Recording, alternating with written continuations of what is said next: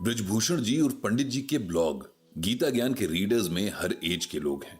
जब ब्लॉग लिखना शुरू किया था तब पंडित जी ने सोचा था कि शायद उनकी एज के लोग ही इसमें इंटरेस्ट लेंगे, लेकिन अब उन्हें हैरत होती है जब नई जनरेशन के यंगस्टर्स के साथ ही कुछ बच्चे भी उनका ब्लॉग रेगुलरली पढ़ते हैं और कमेंट भी करते हैं। ऐसे ही एक रीडर का नाम है आरव। आरव 12 साल का है और उसने 2 महीने पहले से ही पंडित जी का ब्लॉग पढ़ना शुरू किया है। उसने एक कमेंट में पंडित जी से रिक्वेस्ट भी की थी कि उनकी एक्सप्लेनेशन की लैंग्वेज एकदम शुद्ध हिंदी में होती है, जिसके कई वर्ड्स उसे समझ नहीं आते। इसीलिए अगर पंडित जी हिंदी के सिंपल वर्ड्स को यूज करेंगे तो उसके लिए समझना इजी रहेगा। उसके इस कमेंट से पंडित जी को बड़ी खुशी हुई। कोई उनके ब्लॉग को इतना सीरियसली पढ़ रहा है, वो भी एक छोटा सा बच्चा। ये उनके लिए बहुत बड़ी बात थी। गीता के लाइफ लेसन्स को नई जेनरेशन तक पहुंचाने का जो उनका सपना था वो उन्हें सच होता दिख रहा था। आरव की रिक्वेस्ट पर गौर करते हुए पंडित जी ने अपनी लैंग्वेज में चेंज किया और सभी रीडर्स को यह चेंज पसंद भी आया। आज आरव ने मेल करके पंडित जी से एक सवाल किया है।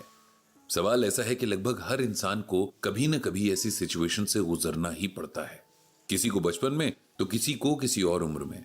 सवाल से पहले आरव ने बड़ी समझदारी के साथ पूरी सिचुएशन भी लिखी ताकि पंडित जी को समझने में आसानी रहे। आरव ने जो लिखा है वो कुछ इस तरह से है।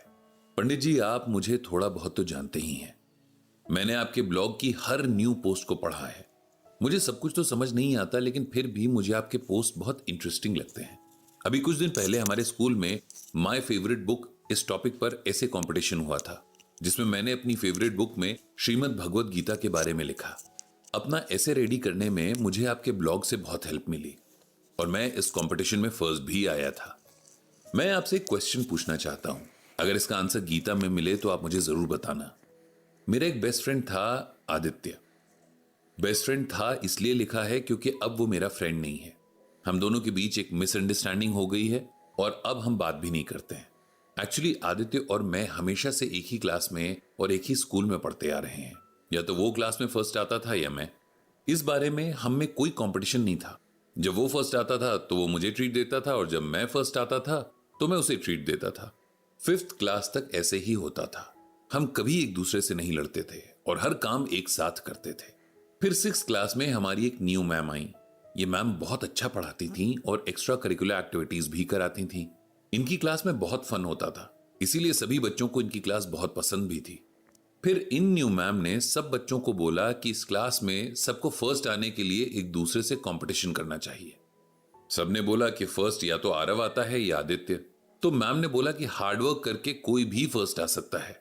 और फिर मैम ने सबको टास्क दिया कि अब से हर वीक में टेस्ट होंगे और जो इन टेस्ट में फर्स्ट आएगा उसे गिफ्ट्स भी मिलेंगे और स्कूल के नोटिस बोर्ड में उसका फोटो भी लगेगा। उस दिन के बाद से सब बच्चे बहुत मेहनत करने लगे। सबको गिफ्ट चाहिए था और नोटिस बोर्ड पर अपना फोटो भी। मैं और आदित्य भी खूब मेहनत कर रहे थे, लेकिन अब आदित्य का बिहेवियर थोड़ा चेंज हो गया था। वो मुझसे अपनी नोटबुक छिपाने लगा था और अगर मैं होमवर्क दिखाने को कहता तो वो बहाने बनाता। एक दिन मुझे फीवर था तो मैं स्कूल नहीं जा पाया। फिर अगले दिन जब मैंने उससे क्लासवर्क की कॉपी मांगी तो उसने नहीं दी। मुझे बहुत खराब लगा। फिर एक और क्लासमेट से मुझे कॉपी लेनी पड़ी। छुट्टी के टाइम मैंने आदित्य से पूछा कि वो मुझसे नाराज क्यों है, तो उसने मुझसे कुछ नहीं कहा। उस वीक के टेस्ट में वो फर्स्ट आया तो उसने मुझे बड़े अजीब तरीके से देखा, जैसे मेरा मजाक उड़ा रहा हो। फिर नेक्स्ट टेस्ट में मैं फर्स्ट आ गया तो उसने मुझसे बात नहीं की। फिर उसने अपनी सीट भी चेंज कर दी। उस दिन मुझे बहुत रोना आया। मैंने घर जाकर अपनी मम्मी को सब बताया तो मम्मी शाम को मुझे उसके घर लेकर गईं और हम दोनों को साथ बिठाकर आदित्य से पूछा कि क्या आरव से कोई मिस्टेक हुई है। आदित्य ने कोई आंसर नहीं दिया। जब तक हमारे फाइनल एग्जाम्स नहीं हुए, हर वीक के टेस्ट में कभी वो तो कभी मैं फर्स्ट आते थे। लेकिन अब आदित्य ने मुझसे बात करना बिल्कुल बंद कर दिया था। अब उसके फ्रेंड्स और बच्चे बन गए थे।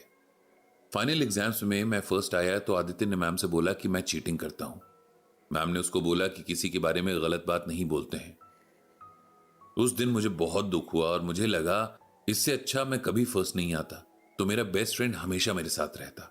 मैं आपसे ये पूछना चाहता हूं कि फ्रेंड्स हमेशा फ्रेंड्स क्यों नहीं रहते? कंपटीशन की वजह से दूर क्यों हो जाते हैं? आरव का मेल पढ़कर पंडित जी को हैरानी हुई कि इतनी कम एज में ये बच्चा कितना समझदार और सेंसिटिव है। रही बात उसके सवाल की, तो ये सवाल सिर्फ बच्चों का ही नहीं है। कंपटीशन या जलन गहरे से गहरे रिश्तों के बीच में दरार डाल देती है।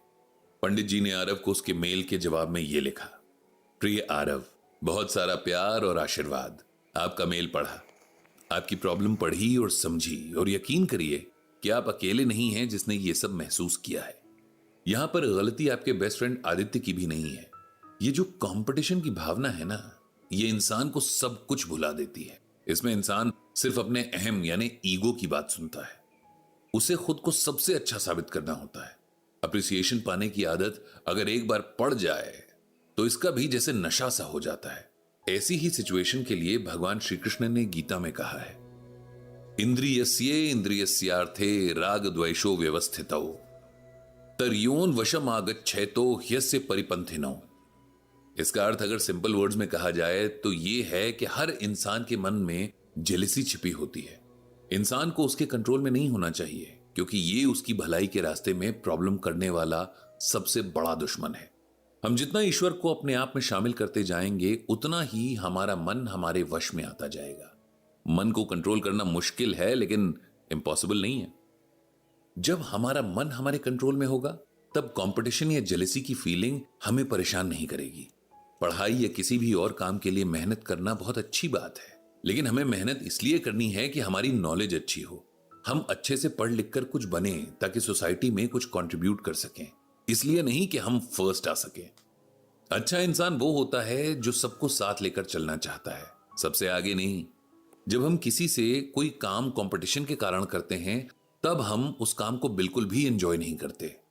आप दोनों जब पहले साथ मिलकर पढ़ते थे तब कितना एंजॉय करते थे, लेकिन अब सिर्फ मार्क्स और फर्स्ट आने की टेंशन है। फन तो कहीं है ही नहीं और लर्निंग भी नहीं है।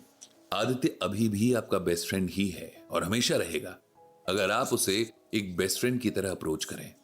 उसे समझाइए कि आपकी फ्रेंडशिप हर कंपटीशन से बड़ी है, और यह भी बताइए कि एक दिन मार्क्स नहीं मेमोरीज रह जाएंगी। मुझे विश्वास है कि आदित्य आपकी बात जरूर समझेगा। भगवान श्री कृष्ण आपको और हम सबके दिलों को पवित्र बनाए रखें। इतना लिखकर पंडित जी ने आरव को मेल सेंड कर दी।